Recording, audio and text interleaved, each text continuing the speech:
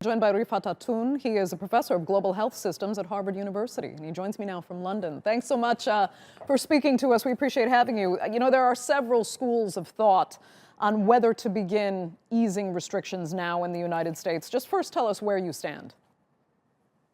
Well, there's a very difficult trade-off because there are 30 million people unemployed and the economic growth is in a rapid decline. The American economy is going to shrink by about 5% in the next quarter. So I don't think it's a binary decision of full restrictions or no restrictions. I think there's something in between. One has to ease the restrictions very carefully. Because the consequence of actually staying at home and being unemployed, the social consequences of individuals' economic consequences are also huge. So one has to be very careful with lifting the restrictions and do this in a very measured manner. And there's also the consequence of stress for the people that are struggling financially and not being able to return to work. That has, serious health consequences as well in some cases. But let me ask you this, could there be a benefit here in loosening restrictions, even if some argue it's too early, because it's supposed to be the one way to build that herd immunity? It's to allow people exposure. So could we argue that we might be doing ourselves a disservice by keeping people under lockdown, self-isolation, and quarantine, and not allowing healthier people to get exposure to this virus to try and build that herd immunity? It's a very good question, but there are several unknowns. First of all, having an antibody does not mean that one is immune.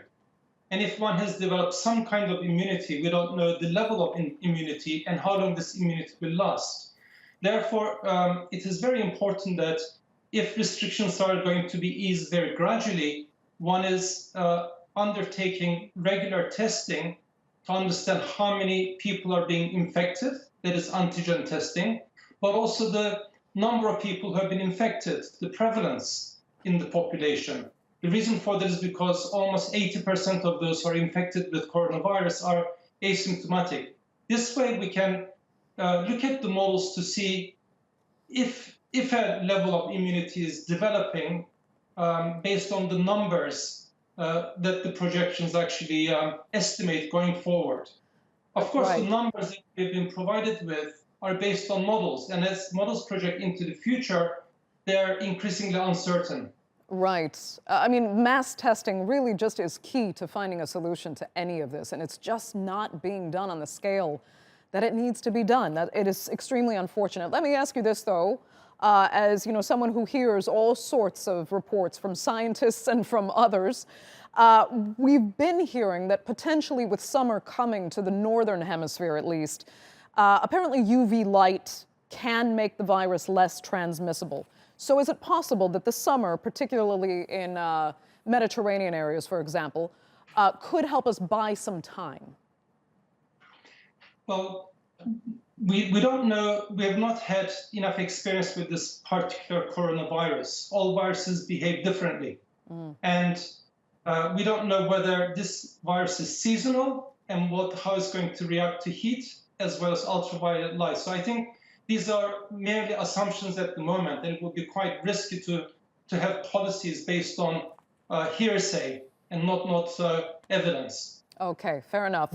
As for the potential vaccine then, how confident are you that one will be developed? Because there have been, as we know, a number of viruses, including HIV, that have just eluded cures.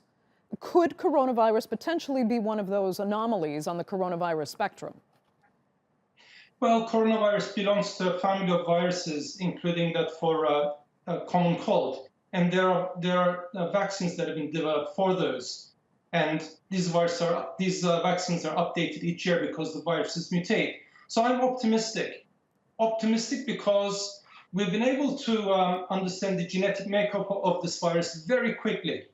And we've been able to start testing vaccine candidates extremely quickly. Within 3 months, we have almost 100 vaccine candidates that are being tested in laboratory or in animals, and about six vaccine candidates that are currently being tested for safety and efficacy in human subjects in what we call phase 1 trials. So the science has improved dramatically since the first outbreak of SARS epidemic some time ago, the first SARS outbreak. We now have SARS-2, and the science has developed quite remarkably. So I'm very optimistic that we might, by the end of the year, have a vaccine that can be